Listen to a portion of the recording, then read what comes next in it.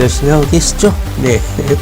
자, 오늘은요, 한 1분간에 걸쳐서 짧게 제가 최근에 거래한 부동산 계약 거래 한번 간단히 언급을 좀 해보고, 부동산 현재 흐름들, 침체기임에도 불구하고 거래가 살아나고 있다고 하잖아요. 현재 어떤 분위기인지 제가 느끼는 거 한번 간단히 말씀드려 보려고 합니다. 지금 현재 부동산 시장은 상당히 침체기이고, 서울 핵심부를 중심으로 해서 부동산 경기가 살아나고 있다, 이제 이런 분위기죠.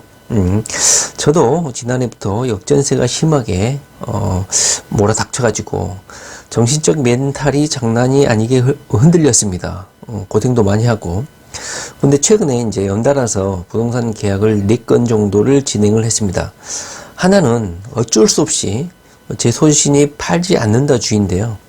역전세를 억 단위로 맞게 되니까 도저히 견딜 수 없더라고요. 그래서 어쩔 수 없이 아파트 한 채를 매매를 하게 됐습니다. 그 매매 가격은 1층이나 탑층 빼고 그 해당 단지에서 가장 싸게 내놨습니다. 아파트를 팔아보신 분들은 아시겠지만 가격 경쟁력이 없으면, 그리고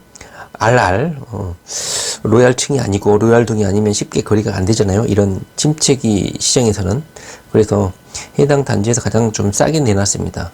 그래서 운 좋게 한 2달, 3달 정도 후에 계약이 저저번 주에 체결됐고, 아직 잔금은 치러지지 않고 있습니다.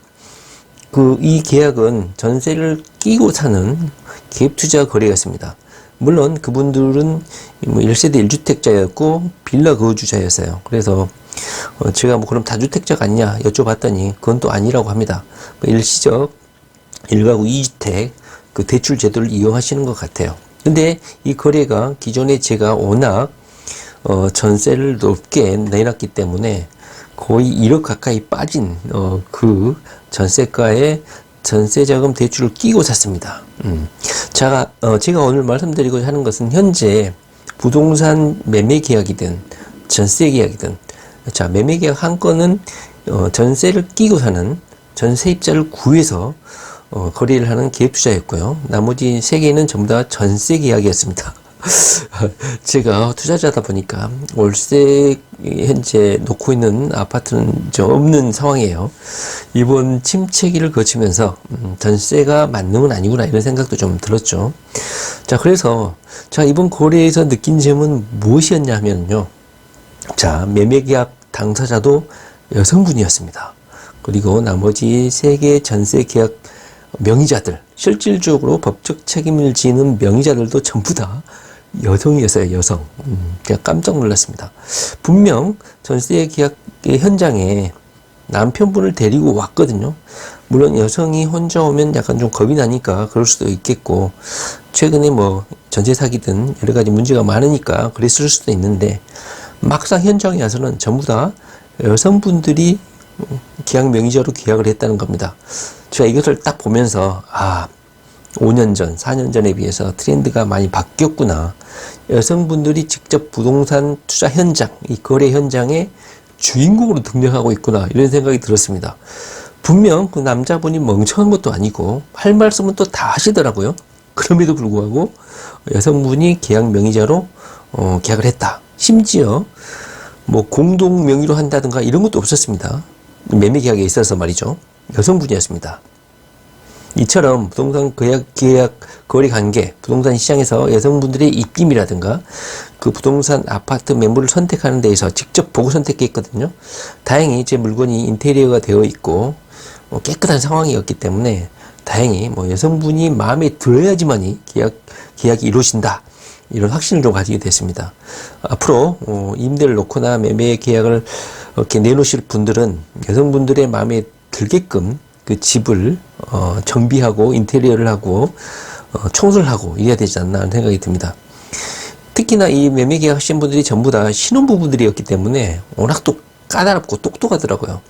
제가 요즘 중개사님들을 만나서 항상 느끼는 점은 뭐냐면, 요즘 오시는 분들이 상당히 똑똑하다는 거예요.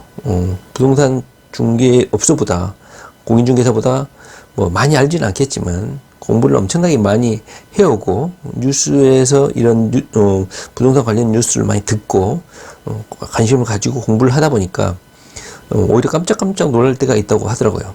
그만큼 요즘에 부동산 거래 현장에서는 젊은 분들이 공부를 많이 하고 특히 여자분들이 상당히 똑똑하고 계약 명의자로 등장하는 현재 그런 분위기인 것 같습니다. 그리고 또 하나 특이한 점은 뭐였냐면요.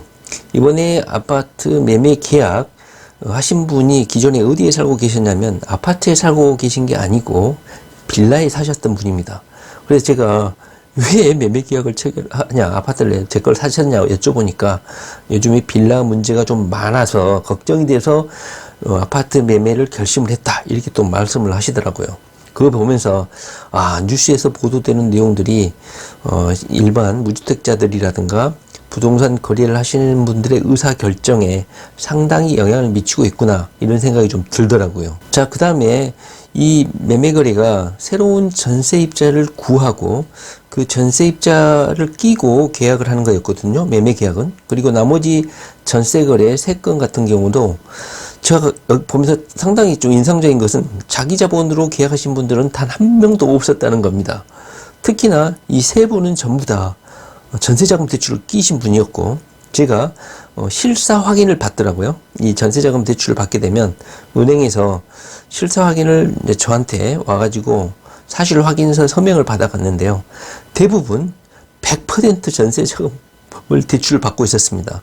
그래가지고 예를 들면 3억이면 3억 전체를 전세보증금 대출을 받았고, 기껏해야 계약금 정도만 당사자가 부담하는 정도로 전세자금 대출이 정부에서 특례보금자리론 이런 식으로 해서 대출 규제를 많이 풀어주는 점이 상당히 큰 작용을 한 게 아닌가 하는 생각이 좀 들었습니다.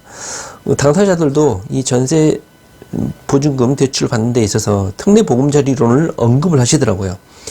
그만큼 정부 대책에 따라서 이 전세 시장이 많이 좀 완화가 되거나 수요자들도 전세를 선택하는 데 있어서 이 금리라든가 대출, 금융이 영향을 많이 미치는구나, 이런 생각이 좀 들었습니다. 자, 그리고 제 개인적으로 현재 부동산 시장을 어떻게 보느냐, 제 생각을 간단히 말씀드리면 현재 아직 러시아 전쟁이 끝나지 않았기 때문에 불안정한 요소가 여전히 남아있고, 부동산 시장은 주식 시장하고는 좀 다르게 어제 다르고 오늘 다르고 이렇게 급변을 하진 않거든요. 그 부동산이란 그 물건의 특성 자체가 워낙 무거운 자산이잖아요. 그래서 주식시장처럼 이번 주 다르고 저번 주 다르고 2주 전 다르고 이렇게 하지 않습니다. 그러다 보니까 신문에 이렇게 주식 분석하듯이 이렇게 마음대로 분석하는 게 제 개인적으로는 달갑지는 않습니다. 왜냐하면 이게 흐름이 주식시장하고는 전혀 다르게 일정 정도의 시간이 필요하기 때문에 저는 이 침체기가 점점점 완만화되는 시기가 아직도 좀 시간이 좀 많이 필요하지 않을까 하는 생각이 들고요. 특히나 이제 연말로 갈수록 역전세 폭탄이 온다, 이런 분석들이 줄을 잇고 있는데 저는 그런 생각은 또 하지 않습니다. 왜냐하면 이미 역전세 시장은 1년 전부터 꾸준히 집주인들과 임대인들을 괴롭혀 왔습니다. 제가 집을 팔 정도로 고민을 했다는 소리는 저는 이미 6개월, 8개월 전부터 이 역전세 고민에 시달렸다는 뜻이거든요. 이미 역전세는 1년 이상 지속되어 왔던 산발적인 역전세지, 연말이 된다고 해서 일시에 역전세 물건이 밀려들거나 집중되거나 하지는 않습니다. 왜냐하면 집주인들이 각자의 사정에 맞춰서 각자의 분산된 시기에 계약을 체결했기 때문에 어떤 특정 시기에 역전세 물량이 밀어닥친다, 이러지는 않는다고 생각합니다.